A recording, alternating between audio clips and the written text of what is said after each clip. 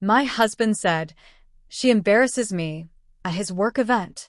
But when his boss recognized me, "Wait, you're his wife?" The words of Michael, the CEO of the company where my husband Andrew worked, sliced through the air like a knife. The room fell silent. Andrew, who just seconds earlier had been laughing with his coworkers about how awkward his wife was, now turned pale as if he'd seen a ghost. "You know her?" Andrew asked in a trembling voice. Michael looked at me with genuine surprise and said, Yes. "Because she is." But let me tell you how we got to this moment. I work as a consultant. I help small businesses build their growth strategies. Nothing extraordinary, just something I truly enjoy. Sometimes I write articles, and sometimes I give small talks when I'm invited. My husband Andrew works in the sales department of a large tech company. He's ambitious, hardworking, always trying to stand out. And over the past year, that ambition completely consumed him. It all started when he was promised a possible promotion. From that moment, Andrew became a different person. He worked until 10 at night. On weekends, he spent hours checking work email. When I tried to talk to him about anything, he answered in short phrases without looking up from his phone. "Yeah, okay, we'll talk later." But that later never came. The worst part was that he expected me to handle everything at home completely on my own, without any help. When I asked him to go to the store with me, he got irritated. "Laura, I have an important presentation. Can't you go by yourself?" When I needed help with paperwork, he would sigh heavily. "Do you really have to need something exactly when I'm busy?" Over time, I stopped asking for anything at all. I became completely independent simply because I had no choice.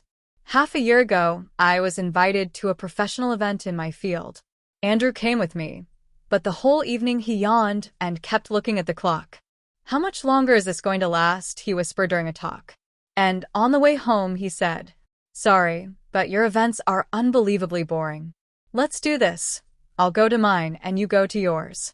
After that, he never accompanied me again. I continued living my life. I got more clients. I was invited to speak more often. A couple of my articles were published in business magazines. Nothing unbelievable, but it was growth. When I shared another achievement with Andrew, he would say, "Good job," without looking up from his computer. Eventually, I stopped sharing at all. Why? 3 weeks ago, we had our worst fight. I needed help moving heavy furniture. "Andrew, I just need 20 minutes of your time." He sighed with obvious irritation. "Laura, I'm in the middle of something really important for my career. Can't you handle it yourself? You always ask for something exactly when I'm busy." He didn't yell, but the indifference in his eyes hurt more than any words. "Fine," I said calmly. "I'll handle it myself, like always."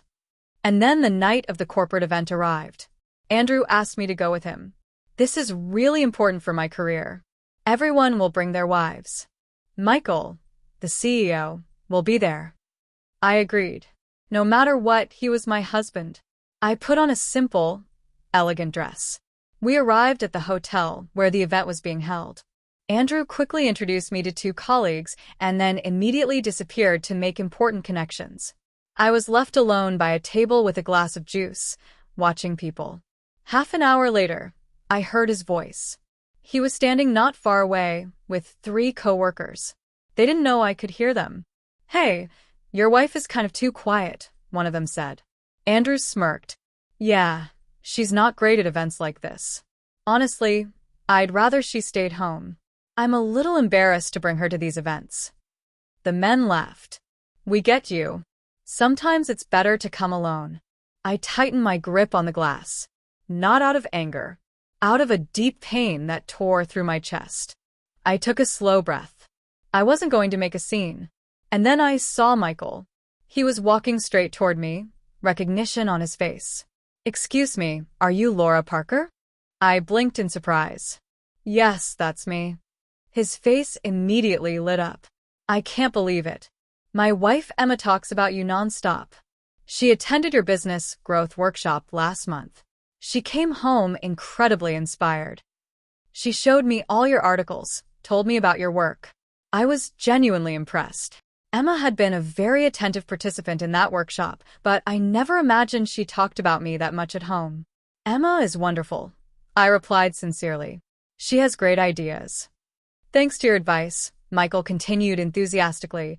She finally decided to expand internationally. She's already talking to distributors in other countries. Every night she tells me something new she learned from you. She even made me study your methods. He laughed. My wife can be very persistent when she finds something valuable.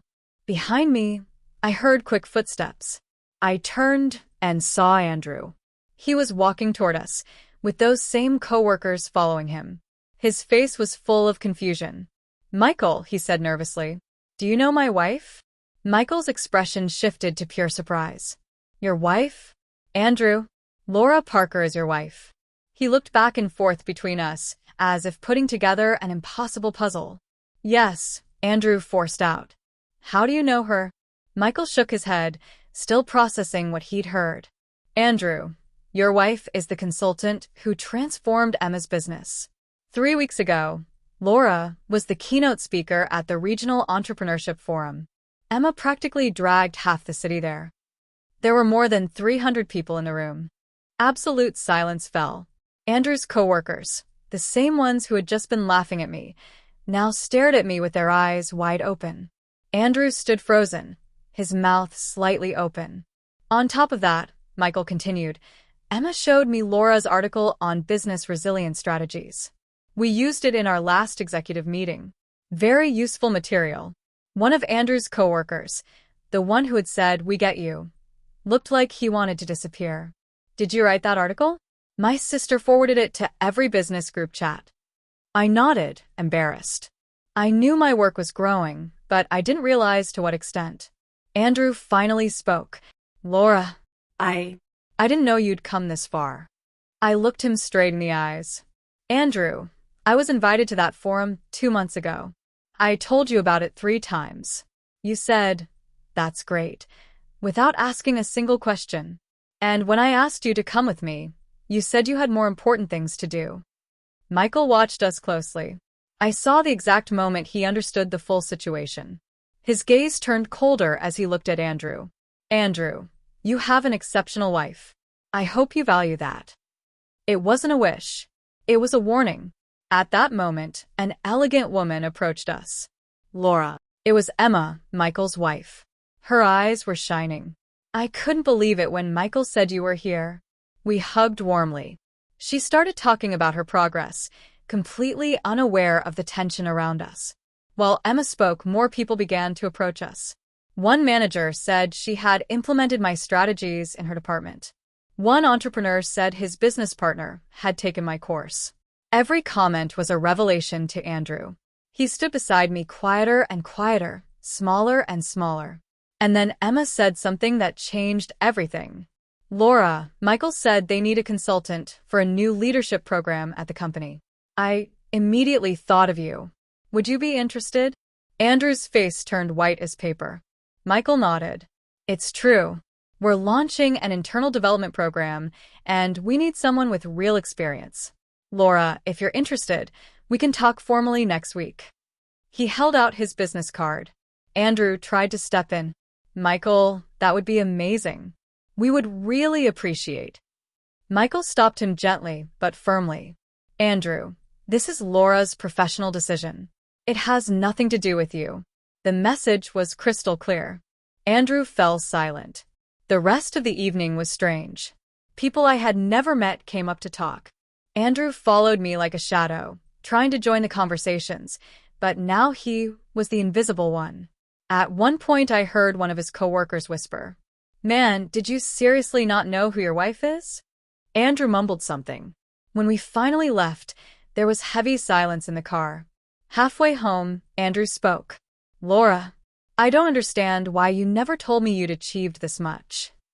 I kept my eyes on the road. I told you, Andrew. Many times. 2 months ago, about the keynote talk. A month ago, about the article. Last week, about a client who closed a big deal thanks to my help. You said, "Okay, great," and kept looking at her phone. He went quiet. I had no idea you'd grown this much. You never asked, I said. You just weren't interested. After you said my events were boring, I stopped inviting you. At home, Andrew sat down on the couch and buried his head in his hands. Tonight, I felt like a complete idiot. Michael looked at me like I was nobody next to you.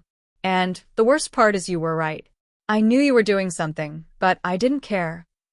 I sat down across from him.